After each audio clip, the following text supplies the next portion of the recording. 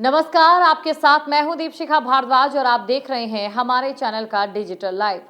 Social media पर खबरों पर आए दिन कई ऐसी चीजें सामने आती हैं जो हमारे दैनिकचर्या के जीवन को जाहिर तौर पर प्रभावित करती है। गर्मियों का सीजन आ चुका है। गर्मियों के सीजन में ज्यादातर लोग जिन फलों का सहारा लेते हैं अपने आप को डिहाइड्रेशन से बचाने के लिए, उनमें सबसे पहले अगर मैं नाम लूं तो तरबूज का नाम लेना गलत नहीं होगा। आजकल लोगों के फ्रिज में तरबूज मिल रहे हैं, बाजारों में तरबूज आपको जरूर दिखाई देंगे। लेकिन सबसे बड़ा सवाल यह है कि क्या तरबूज खाने से किसी की जान जा सकती है? क्योंकि हाल ही में एक मामला ऐसा सामने आया था जहां पर यह बताया जा रहा था कि तरबूज खाने की वजह से एक परिवार के 4 सदस्यों की मौत हो जाती है। ये एक ही परिवार के लोग थे और एक अच्छे माहौल में एक साथ बाकी जो परिचित थे उनके साथ बैठे हुए थे।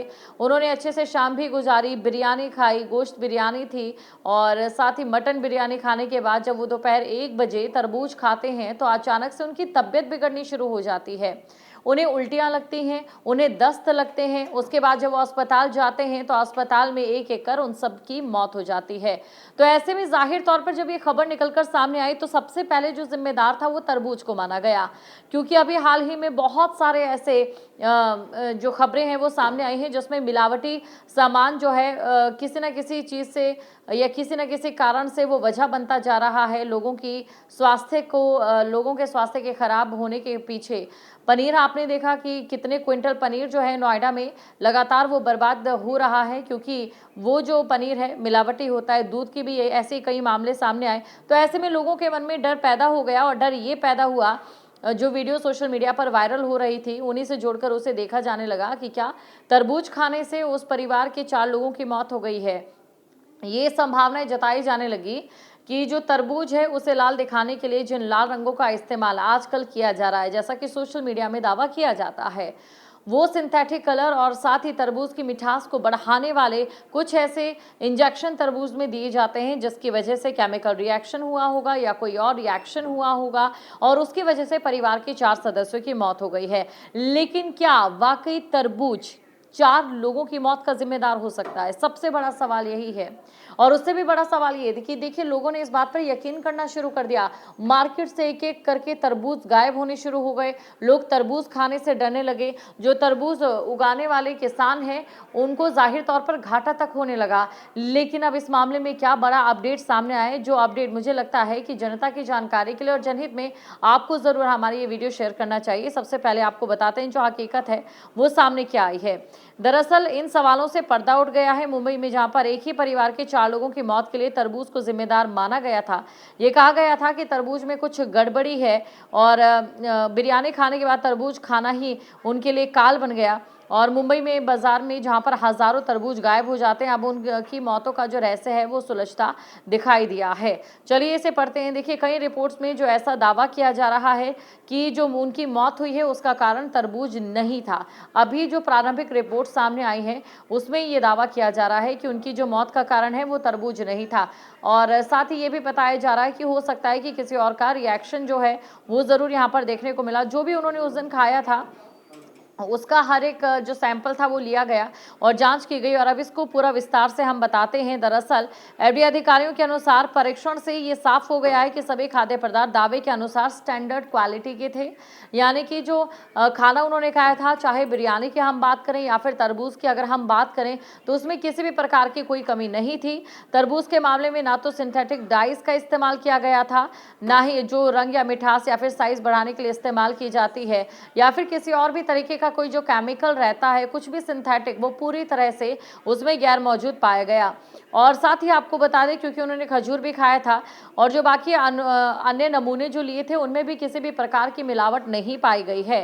हालांकि जो पानी का नमूना है वो अनिर्णायक रहा है, यानी कि अभी क्या उसमें जो रिपोर्ट आती है देखना बाकी रहेगा। और जो खजूर उन्होंने खाया था उसकी मात्रा कम होने के कारण उसकी भी जांच नहीं हो सकी।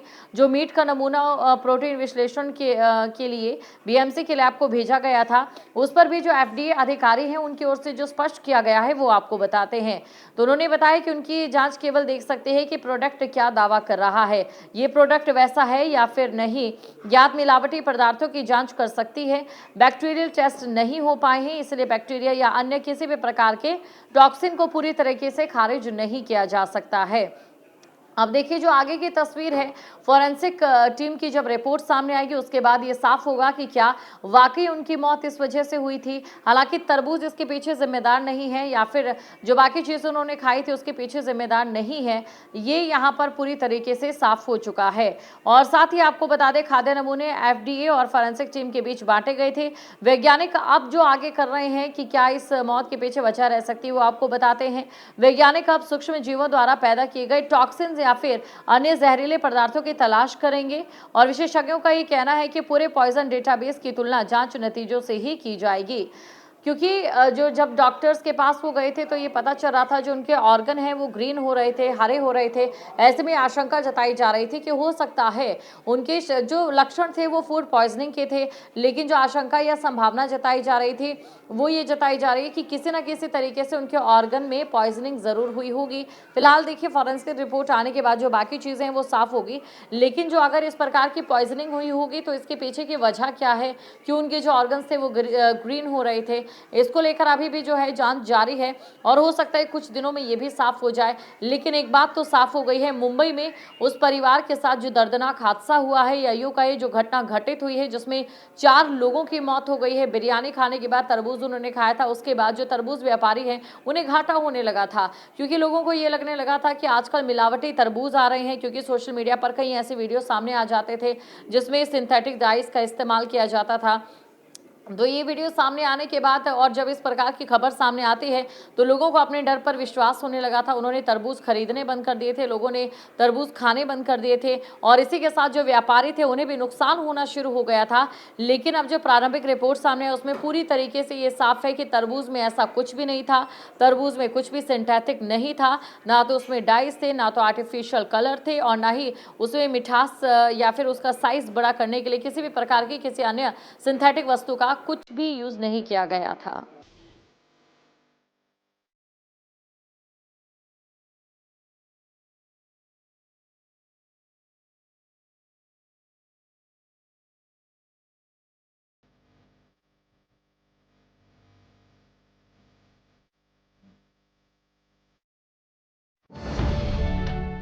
अब से डीडी फ्री डिश की चैनल नंबर 57 पर देखिए न्यूज नेशन।